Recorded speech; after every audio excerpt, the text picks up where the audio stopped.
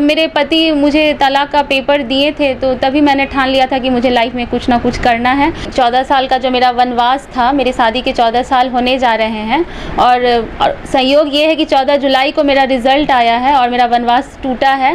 समाज के लोग तो जश्न मना रहे हैं, खुशी मना रहे हैं, लेकिन मेरे ससुराल में मातम पसरा है।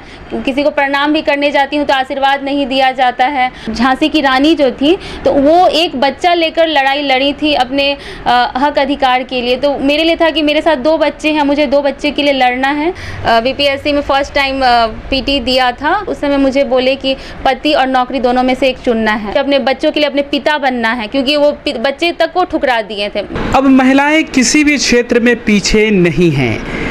एक तरफ भारत की पहली आदिवासी महिला द्रौपदी मुर्मू जो राष्ट्रपति बनी हैं, तो दूसरी तरफ पूर्णिया की बेटी ब्यूटी दरोगा बनकर पूर्णिया का नाम रोशन किया है।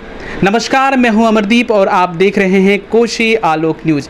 आज एक साक्षात्कार के माध्यम से एक ऐसी शख्सियत से रूबरू करा रहे हैं जो किस तरह मेहनत करके आगे बढ़ी हैं और नाम रोशन किया है।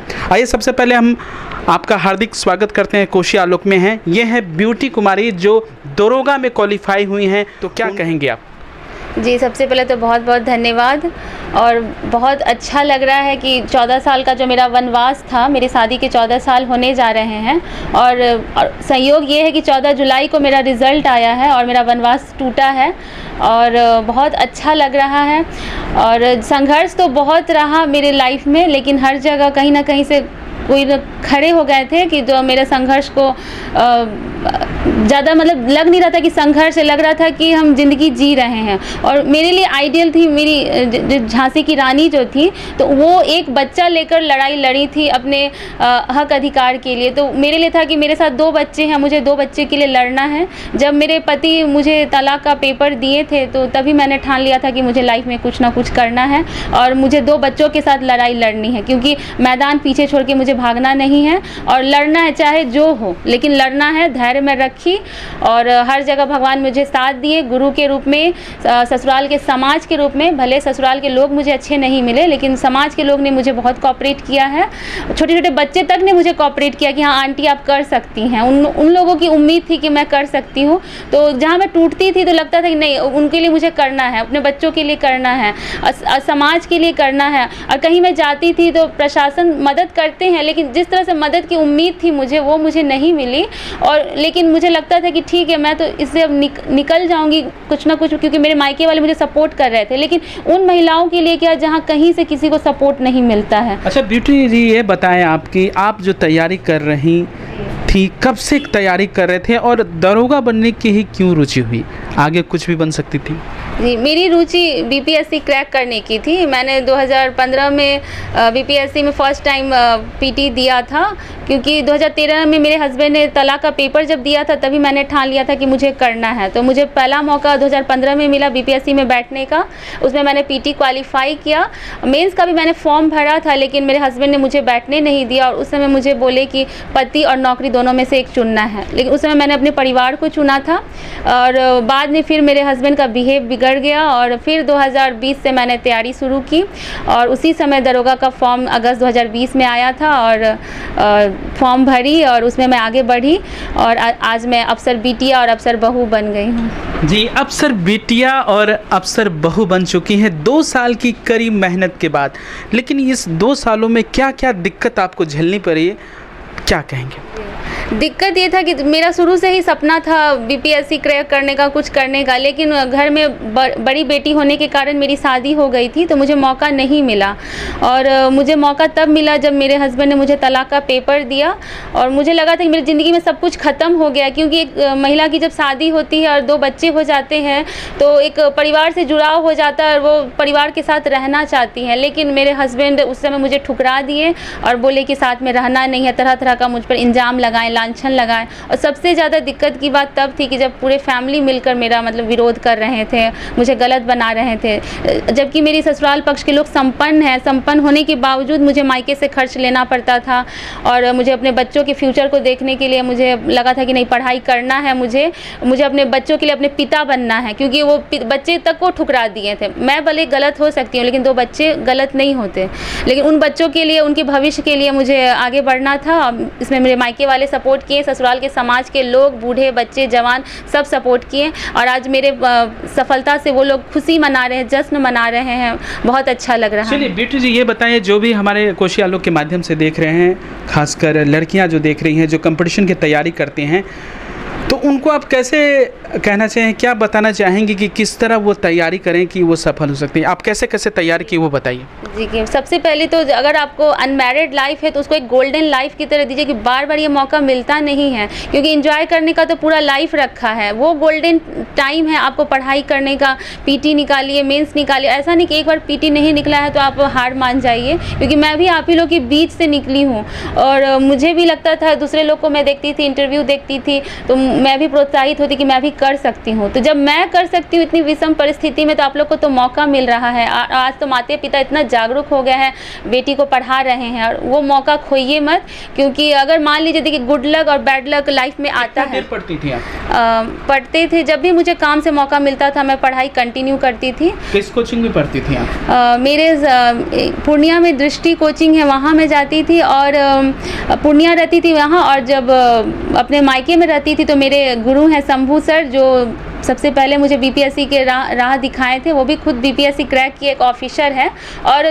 वो एक पिता के समान है। उन्होंने मुझसे आज तक 1 रुपया तक नहीं लिया और गुरुदक्षिणा के रूप में मुझसे मेरी सफलता मांगी। फिजिकल के लिए कहाँ तैयारी आपने की है? फिजिकल के लिए राजीव सर रंगभूमि मैदान में जय हिंद फिजिकल एकेडमी, और उन्होंने भी सर प्रोफेशनली नहीं पर्सनली मुझे इसके लिए गाइड किया कि नहीं, उनको भी लगता था कि मुझे अगर इस दुख के दलदल से निकालना है तो तैयारी अच्छे से करनी है और बहुत ही अच्छे से ध्यान दिए। अभी ट्रेनिंग के लिए कहाँ जा रही हैं और कहाँ पोस्टिंग होगी?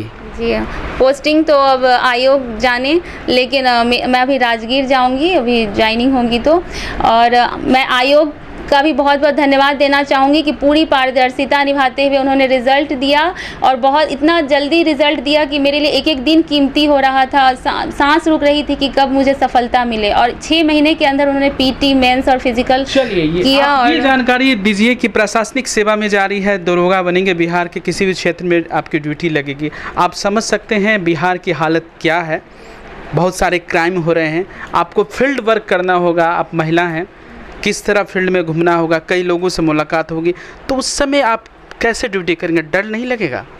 जी डर तो नहीं लगेगा, क्योंकि मैं खुद इतना प्रॉब्लम देख चुकी हूँ कि डर तो मेरे डिक्शनरी में ही नहीं है। और मैं तो जैसे अपना दुख से निकल चुकी हूँ। मुझे उस महिलाओं के लिए करना है जो सही में असहाय हैं, क्योंकि कुछ महिलाएं भी होती हैं जो असहाय होने का दिखावा करती हैं। उनके लिए नहीं, जो रियल में असहाय हैं, जिनके लिए ना समाज देख रहा है, ना ससुराल है, ना मायका है, 2 बच्चे लेके, या 2 है 4 है बच्चे हैं, या नहीं भी हैं, पढ़ी लिखी हैं चाहे अनपढ़, भटक रही हैं, उनके लिए मुझे सहारा बनना है, जिनका कोई नहीं है, खासकर उन महिलाओं के लिए। और बस अगर आप पूर्णिया आती हैं, यानी कि आपका तबादला कभी ना कभी पूर्णिया होता है, तो पूर्णिया में किस तरह का कार्य करेंगी? सबसे पहले तो अगर जहाँ मेरी जिस थाने में पोस्टिंग होगी और वो जो महिला अपना प्रॉब्लम लेकर आएंगी, उनको मैं पर्सनली उसको फेस करना चाहूँगी और समझूंगी उसकी प्रॉब्लम नहीं है, मेरी प्रॉब्लम है। दिन हो रात हो, और उनको उस प्रॉब्लम से निकालने के लिए जो भी मेरे पास यथाशक्ति है मैं प्रयास करूँगी कि उनको न्याय मिल सके, और न्याय दिलाने के लिए मैं ईमानदारी पूर्वक मैं अपना काम करूँगी। जी, आपने तो बोला ईमानदारी पूर्वक काम करेंगे, मगर बिहार में कई थाने हैं, कई प्रशासनिक लोग हैं कि भ्रष्टाचार से युक्त हैं। अब मैं नहीं कहता कि सब भ्रष्ट हैं, अच्छे भी हैं, लेकिन हो सकता है कि अभी आप बोल रही हैं, फिर जब आप दरोगा बनेंगी, क्षेत्र में काम करेंगे, माहौल देखेंगे, आपका भी मन डगमगा जाएगा पैसा के लिए, तो उस समय क्या आप भी पैसा लेके काम करेंगे या करवाएंगे? देखिए, मैं इतना प्रताड़ित हो चुकी हूँ ना कि उस महिलाओं के सामने मेरे लिए पैसा कोई मायने नहीं रखता है। जब मैं फील्ड में उतरूंगी, मैं ड्यूटी करूंगी, तो जवाब खुद मिल जाएगा कि मैं क्या करूंगी। मुझे नेता लोग की तरह बनना नहीं है कि बड़ा बड़ा वचन दे रहे हैं, काम कुछ नहीं, मुझे करके दिखाना है। समस्या ये दिखते हैं कि एक मतलब सीरियस नहीं रहते हैं, जिस तरह से मैटर सीरियस होना चाहिए नहीं, बस फॉर्मेलिटी कर रहे हैं। अगर कोई मैटर है, कोई कंप्लेन कर रहा है, तो अगर सामने वाला पक्ष अगर मजबूत है, ससुराल पक्ष मजबूत है, तो उनका सुना जाता है, वो पीड़ित महिला का नहीं सुना जाता है। तो मुझे वहाँ पे मुझे खड़ा रहना है कि नहीं, अगर उस महिला के साथ गलत हो रहा है और ससुराल पक्ष मजबूत भी है, तो मुझे उसका विरोध करना और उसको न्याय दिलाना है। आपके साथ जैसे प्रॉब्लम आया माँ की, आप खुद क्या थाने गए, तो थाने में क्या लापरवाही टाइप के हैं, आप भी कभी थाने में यानी अधिकारी बनेंगे जी जी, तो उसको किस हिसाब से फेस करेंगे? मेरे सबसे पहले मेरे प्रॉब्लम मेरे पति के साथ तो थी ही। सबसे बड़ी प्रॉब्लम मेरे जो जेठ जी हैं, जो वार्ड कमिश्नर है, उन्होंने ज़्यादातर मुझे इसके लिए रोका है। चलिए, जाते जाते हमारे दर्शकों को क्या कहेंगे आप? दर्शकों को तो यही बोलूँगी कि मेरी बहनों, मेरे भाइयों, ज्ञान को समझिए। आज मेरे पास कुछ नहीं है, बस ज्ञान का पावर है, और उस पावर के बदौलत आज जो ससुराल वाले मुझे सोचते थे कि कुछ कर नहीं सकती है, आज पूरा पूर्णिया और पूरा समाज देख रहा है कि एक अकेली लड़की बहुत कुछ कर सकती है, और वो मैंने प्रूफ कर दिया है। जो ससुराल के लोग मुझे गलत बोलते थे, बदमाश बोलते थे, झगड़ालू बोलते थे, बदचलन बोलते थे, आज उनके मुँह पर एक जोरदार तमेचा है। क्योंकि जब मैं एग्ज़ाम देने जाती थी तो वो लोग लांछन लगाते थे कि गलत काम करने गई है, तो आज मेरा रिजल्ट बता रहा है कि मैं क्या करके आई हूँ, आज मैं क्या हूँ। आप इतने प्रताड़ित होने के बाद भी इतना यानी ये सफल कर लिया जी, क्योंकि अभी यानी आपके ससुराल पक्ष वाले आए और आपके पति आपके साथ है या अभी भी नहीं? नहीं, अभी तो और नहीं है, क्योंकि जो मेरे ससुराल के समाज के लोग तो जश्न मना रहे हैं, खुशी मना रहे हैं, लेकिन मेरे ससुराल में मातम पसरा है। किसी को प्रणाम भी करने जाती हूँ तो आशीर्वाद नहीं दिया जाता है, और मतलब इस तरह से मातम बन रहा है ना कि जैसे उनकी खुशी छिन गई हो। लेकिन ससुराल के समाज के लोग जश्न मना रहे हैं, पटाखा फोड़ रहे हैं, बधाइयाँ दे रहे हैं, मिठाई खिला रहे हैं कि मैं उनके मतलब बाड़ी हाट की शान हूँ कि कोई बहू दरोगा बनकर निकली। कितने लोग आपसे मिलने के लिए आए हैं? बहुत। अभी तक मैंने ठीक से नाश्ता नहीं किया है, खाना भी नहीं खाया है, और इतनी सारी बधाइयाँ मिल रही है जो कभी कहीं ना कहीं मुझे लग रहा है मुझे डाइजेस्ट नहीं हो रहा कि इतना मैं गाली और बात सुन चुकी हूँ कि ये सब हजम करना मेरे लिए अभी भी एक सपना लग रहा है।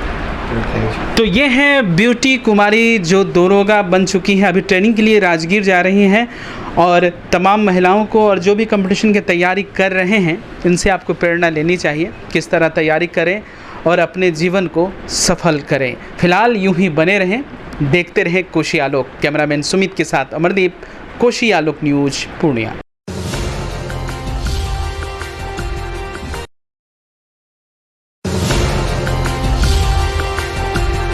कोशी आलोक